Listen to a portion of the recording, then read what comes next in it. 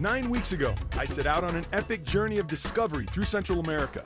The idea of driving from the U.S. all the way down to the Panama Canal and back was a romantic adventure in concept, albeit one that some folks might find a bit intimidating. Last week, I achieved the first part of my goal, making it all the way down to the Panama Canal, the southernmost point in Central America. The Earth Roamer is on the Panama Canal. Even better, I made it in one piece. On this episode, I begin the long journey back home, and if my exploration of El Salvador is any indication, my journey back will be every bit as rewarding as the trip down. My name is Keith Newberg. I'm an explorer, and I live for adventure. I grew up dreaming of exploring distant lands. Now, not only do I get to live out those fantasies, I get to take you along for the ride. Let's just say I'm on a non-stop adventure quest.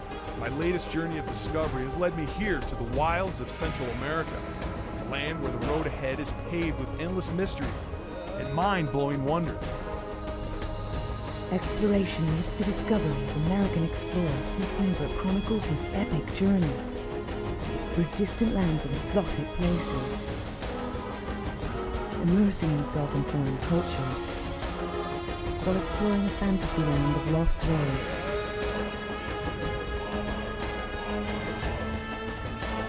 And wild adventure.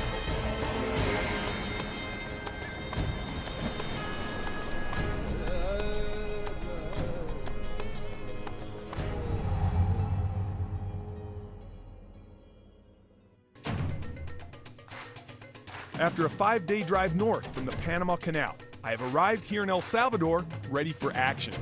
And on this episode, there's plenty of that as I explore one of the hottest surfing destinations on the planet. Then it's off into the Salvadorian backcountry on motocross, where I discover firsthand why they call this country the land of smiling people.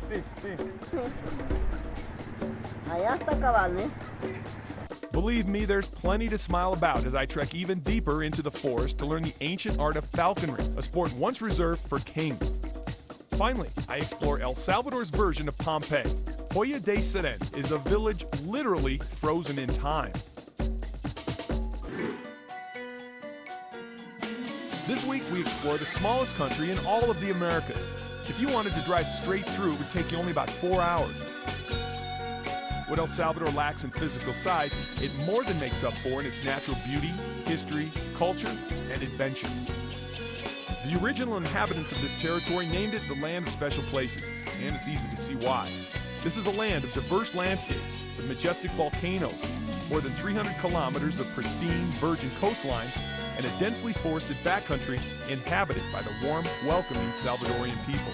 This country holds many treasures within its borders, but it's the world-class surfing that has most recently put El Salvador on the map. Surf is probably the most known we have, but we have really impressive volcanoes, lakes, a lot of wildlife, and good nightlife too. It's like if you want a trip that you're gonna be sure you're gonna score good waves, be in the spot with warm water and mellow crowds. This is the spot you want to be. It's actually surfer's paradise. Yeah, we're blessed and we know it. We don't take it for granted. No way. So here's the deal.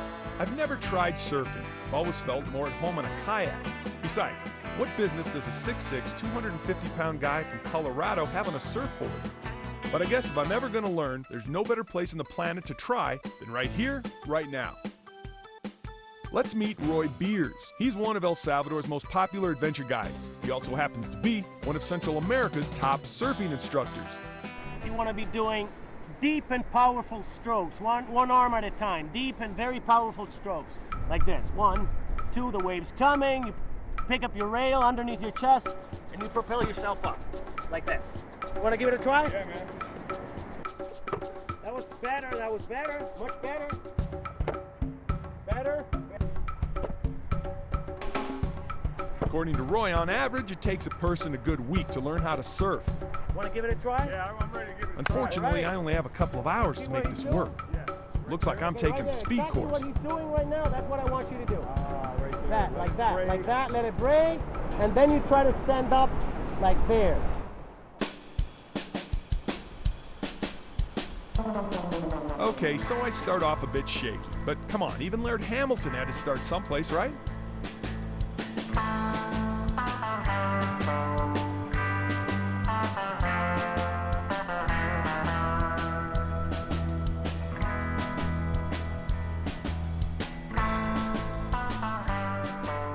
So now that we got this nailed, we're gonna go to the estuary, and then I'm gonna pull you behind a boat with the surfboard. What that does is it helps you acquire a proper stance on your surfboard, and then it lets you practice the turning from one rail to the other, because the boat is always pulling you. You have a weight there, so you acquire, you get to master the turning from one rail to the other, man. It's gonna be as fun as this? It's gonna be great fun. When the boat starts pulling you out, then you're gonna be on a plane, and when you're on a plane, you pull yourself into a kneeling position. All right, let's try this, man. Okay? Let's try this.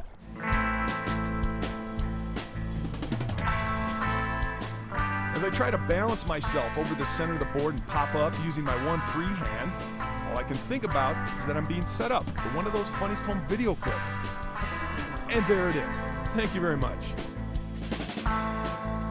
Okay, now that I'm up and surfing, well, sort of, I can see why Roy swears by this method of instruction. Carving the wake gives me a sense of how it feels to work the board. By adjusting my feet and shifting my weight even a little bit, I'm able to maneuver the surfboard. Balance is a huge part of surfing, and the quicker you can get up on the board to figure it all out, the closer you are to riding giants. After tackling tow surfing, I'm feeling pretty good about taking this to the next level. Roy promises me that when I do come back to finish this thing, he'll take me to every one of the 7 breaks that El Salvador is famous for. Waves that have inspired generations of surfers from around the world. I planned up a trip with a friend of mine in 1972, and we had an old VW pop-top camper, and you know, a lot of guys were going to Hawaii, the Caribbean and everything, and we decided to come to Central America for some reason. It was like the Wild West here, you know. Anything would go and went. Yeah. I can remember that actually the first day we drove across the border. Before we came across the border, I hit a horse and destroyed the front of the van. And my nickname is Caballo, the horse, because where the van was all smashed in, we wrote Caballo on there. And every time we'd come through town, everybody go, yeah, well, Caballo, you know, there goes the horse. Yeah, I've got 2 sons. One lives up in LA, and then I've got Jimmy, who was basically, he's the first Salvadorian professional surfer. He's kind of put Salvador on the map. He's sort of the surfing icon, you know, of El Salvador right now. The coastal town of La Libertad is considered the birthplace of surfing here in El Salvador. It's probably the best surfing destination in Latin America. The point breaks that we have here are so, I mean, I don't think the entire California coast has 8 point breaks. I mean, I don't think it does, you know. And just El Salvador and just La Libertad has 8 point breaks. And that attracts, I mean, thousands and thousands of surfers all year. This is where I rent the surfboards and where they make all the surfboard repairs. So it's called the Hospital of Surfboards. Saul here he's a surfer, and he's one of our local shapers here in La Libertad. Saul here is the doctor of all the surfboards. He repairs all the dings and everything, so he's got plenty of work here.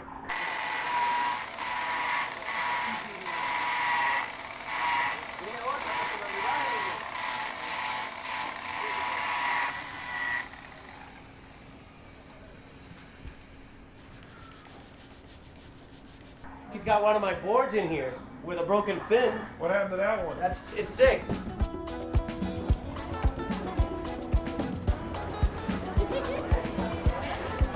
Fishing is and always has been a way of life along these shores. Here at the fish market on the pier, you can watch the fishermen deliver their daily catch, which consists of nearly every kind of fish you can think of. On the main part of the pier, just past the covered market, you'll find the fishermen cleaning their daily harvest, which, as you can see, they are obviously very proud of, and more than happy to sell you right there on the spot. I can tell you it doesn't get any fresher than this. After catching a quick bite at the market, we're off to check out the 7 legendary breaks along the coast of El Salvador.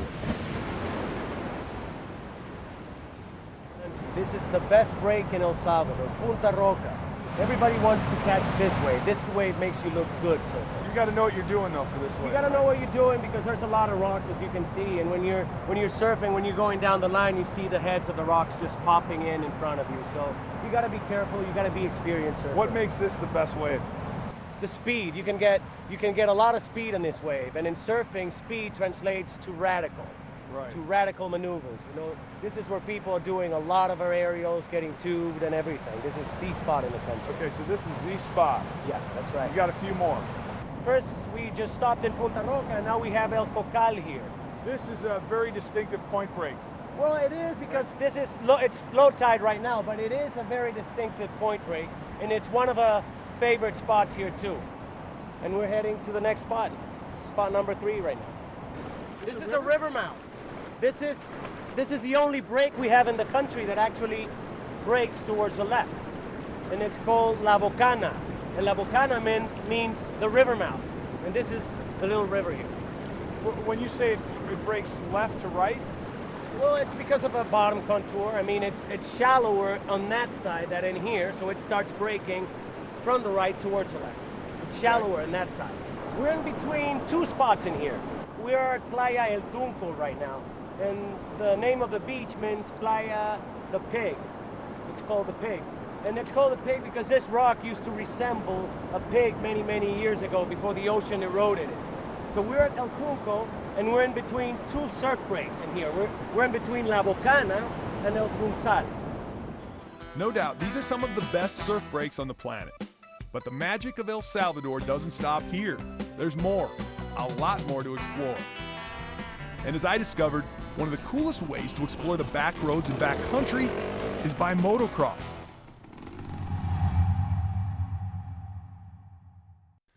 Despite being the smallest country in all of the Americas, El Salvador takes great pride in the fact that due to its success in agriculture, Salvadorians can boast the 3rd best economy in Central America. What U.S. state is comparable in geographical size to El Salvador? We'll check in a little later to see how you did.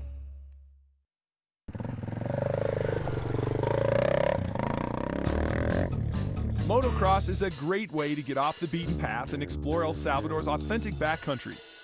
These back roads provide access to some of the country's most beautiful natural landscapes. The rugged, dusty roads also lead through many small villages.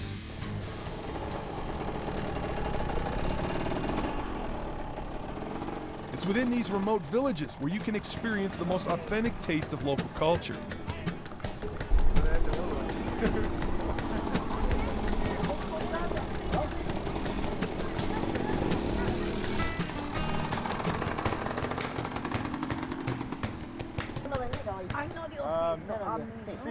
I have to tell you, the more locals I meet here in El Salvador, the more convinced I am Salvadorians are among the most welcoming people I've ever met.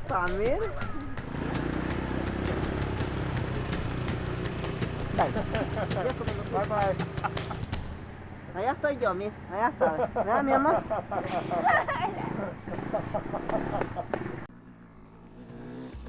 While exploring the backcountry, I just had to check out one of El Salvador's national icons.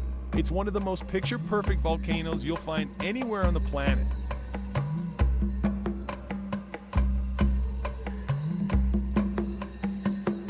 Behind me is the volcano Itzalco. We're at about 6,400 feet. The weather up here is much different than it is down at the coast where we just came from. The volcano Itzalco erupted continuously from the time it formed in the late 1700s all the way up to 1958. In 1926, Itzalco turned deadly. That major eruption completely buried a nearby village and the 56 people who lived there. The constant eruption earned this volcano the nickname the Lighthouse of the Pacific. Today, Itzalco is considered a national icon, and the volcanic-rich soil in the area surrounding the volcano is now used to grow coffee and sugarcane. El Salvador is home to one of the world's unique archaeological discoveries. I traveled 20 kilometers east to explore the archaeological wonder known as Joya de Seren. Joya de Seren has been called the Pompeii of the Americas, Like Pompeii in southern Italy, this village had little to no warning prior to a massive volcanic eruption that buried the village under dozens of layers of rock and ash. These villages were, at that instant, literally frozen in time. In the year 640 AD, a gigantic volcanic eruption from about 2 kilometers to the north covered this small Mayan village with ash, 14 layers of ash. 1993, UNESCO declared this area World Heritage Site. What makes this different than a lot of the archaeological sites we've explored here in Central America is that, unlike the others that were covered in vegetation, this was covered by ash from that volcano. And what's really interesting about this place, they actually found food on the table. So these Mayans didn't have a whole lot of time. They were literally running for their lives. They left their food on the table and ran for the hills. These buildings were made from clay. So rather than disintegrate a structure that may have been made out of grass, it actually baked the clay and preserved all of these structures. You can see here holes where the boulders, the rock from the volcano landed, destroying what I guess this here was a storage area. Would have been a thatched building. So obviously that's gone, that disintegrated. Over there, so they found 3 stones where they make their fire. That was their kitchen basically. Over here was their bedroom. That survived. Well, it sort of survived. But you can see a bed. That was their bed there. That was the living area. This was one family's residence. And then what's really cool is you can actually still see where they were growing their corn.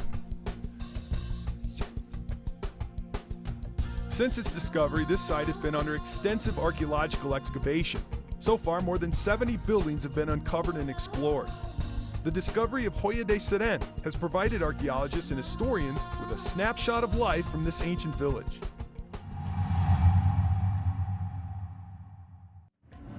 Earlier, we asked you to guess which U.S. state is similar in geographical size to the country of El Salvador. If you answered C, Massachusetts, right on. While this tiny country may be the smallest in all of the Americas, the hardworking people of El Salvador are proud to boast one of Central America's top economies, primarily through successful agriculture, which consists of corn, cotton, beans, and sugar. Here in El Salvador, they're keeping the cultural heritage of falconry alive while also contributing to the conservation of these magnificent birds. Throughout the ages, it's been called the sport of kings. The art of falconry has been practiced, well, since the beginning of recorded history. Well, not quite, but almost. Fast forward to today, where the spirit of falconry is being kept alive by a chosen few here in El Salvador, who are convinced this ancient art form can now play an important role in bird of prey conservation efforts around the world. Falconers are directly responsible for the restoration of the peregrine falcon populations in North America, because falconers were the one who developed breeding in captivity techniques, and falconers are the only ones who actually know how to make one of these birds hunt and be fit in a way that he can catch wild quarry in its natural habitat. The combination of breeding in captivity and being able to teach the hawk how to fend for himself in the wild has made falconers sort of like the best raptor rehabilitators in the world. Falconry began as a popular sport and status symbol among the nobles of medieval Europe and Japan. Because the process of raising and training a hawk or falcon requires a lot of time and money, it was mainly reserved for the noble classes in most cultures. It really started by observation. Some nomads in the Arabian deserts watched the falcons hunt, and they were watching how the falcons were catching some birds that were flushed when they were walking through the desert. And so there was a falcon that come down and hunt it, and they were killing the prey and eating it on the ground, and they will approach it, and because it was big, a big prey, the falcon will leave it there and they will stay with the prey. They'll keep the prey. And they started saying, okay, why instead of doing that, why don't we train the bird to do that for us every day instead of just robbing the meal for the hawk? People subsisted with this method for thousands of years, and it's still a traditional activity in the Arabian countries. And that's where falconers come and play a very important role in conservation nowadays. Not only conservation, but education is also part of conservation. He's climbing, he's going up, he's exercising himself. I didn't feed him this time.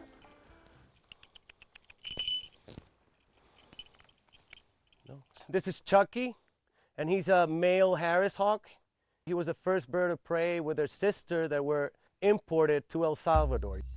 They are one of the only species of bird of prey that actually hunt in packs, like in wolf packs, and they do cooperative hunting. So in falconry, that translates to the bird seeing you as his hunting partner. And the bond with a Harris hawk is a lot more tight than a bond with any other raptor.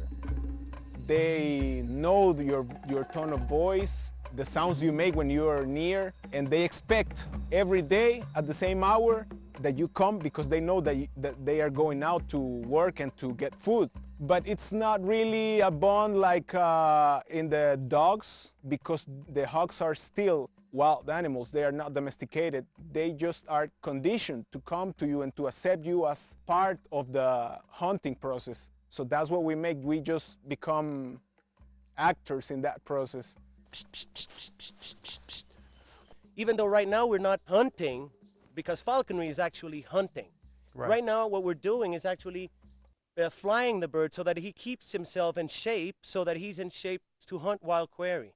Do you actually train them how to hunt? Is that right? I actually trained this bird how to hunt rabbits, pulling a dummy rabbit with a machine across a field, and I zigzag the line across trees to mimic a moving rabbit in a very fast speed.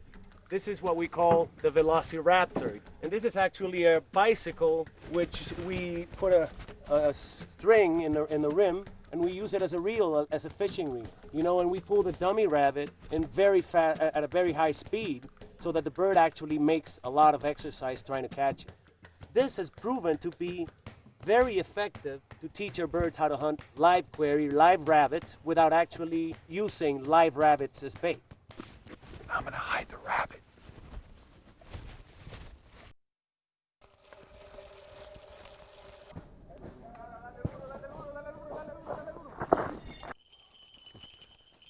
So for him, he caught a rabbit, and he's covering it with his wings, you know, because other birds of prey might be up and they might see that he's eating. And he's beginning to pluck and take the skin away from the rabbit, the hair away from the rabbit, because he wants to get to the food. The bird hunts for himself because he's hungry, okay? He doesn't hunt for me, he hunts for himself. So I actually reward him on top of the rabbit. And then what I do, if I want to keep that rabbit for myself because I want to eat it, because my hawk caught a rabbit and he won't let go, you know? He won't let go if I just want to take it away from him. So what I do is I actually hide the food and offer him food somewhere else.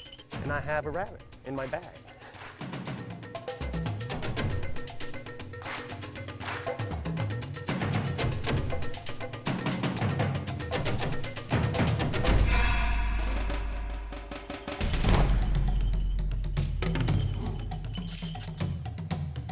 Yeah. Here he comes. Wow. Nice. Here you go, buddy. Now he's got some really large, strong talons. The term raptor comes from the Latin to fetch, you know, raptor. But most of the damage with a bird is done with the talons. The talons crush the head. The talons can go inside the heart of a rabbit. There he goes. When you bring groups out here to experience this, what are they taking away from the experience? For them to know what it feels to actually be a falconer for a day. The Ancient Ones named this place the land of special places. And based on my experience here, they were right on the money. I came to El Salvador with limited knowledge of this country, and as it turns out, the smallest country in all of Central America was full of surprises and big on adventure. Thousands of miles of pristine coastline and world-class surf breaks have helped put El Salvador on the tourism radar. But there's a lot more to discover, like majestic volcanoes, stunning natural landscapes, a colorful history, and remnants of an ancient past.